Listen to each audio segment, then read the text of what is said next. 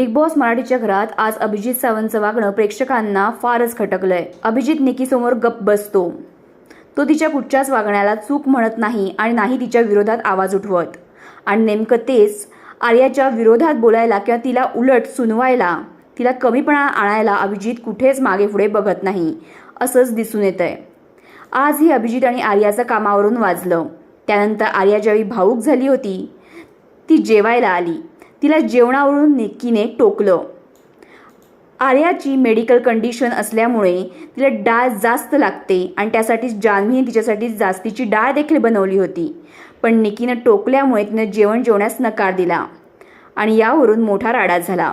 यावरून संपूर्ण टीम बीनं आर्याची बाजू घेतली आणि ते तिच्या पाठीशी खंबीरपणे उभे राहिले, एकटा अभिजित सोडून। अभिजित आधी निकीसोबतच बसला होता, पण तो सरळ उठून दुसरीकडे जाऊन बसला आणि संपूर्ण भांडणात त्याने बघ्याची भूमिका घेतली। आर्यासाठी त्याने कुठला स्टँड घेतला नाही किंवा निकीला तू चुकीची आहेस एवढं देखील म्हटलं नाही। यावरून पॅडी दादांनी त्याला टोकलं असता त्याने स्पष्टपणे सांगितलं की मी आर्यासाठी कधी स्टँड घेणार नाही।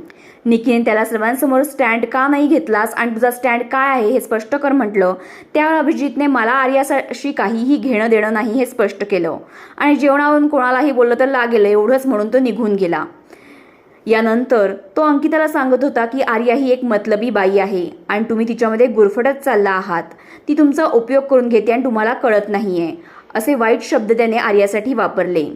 यावर अंकिताने अभिजितला समजावण्याचा प्रयत्न केला की ती लहान आहे आणि ती बालिशपणा करते। अभिजित वयाने मोठा असून देखील त्याला आर्याचा अल्लडपणा किंवा बालिशपणा दिसून येत नाही आहे याचं आश्चर्य वाटतं आणि त्याचवेळी निक्कीचा फालतूपणा त्याला सहज चालून जातो आहे। आर्या अभिजितला खटकते याचं एकमेव कारण म्हणजे आर्याने फोटो चुलीत घालाया नॉमिनेशन टास्कमध्ये त्याला पुढे जाऊ दिलं नव्हतं आणि त्यामुळेच आता अभिजितचाही खरा चेहरा हळूहळू समोर येतोय। टीम बीला तो अजिबात पटलेला नाहीये, सोबतच प्रेक्षकांनाही तो पटलेला नाहीये असंच दिसून येतंय।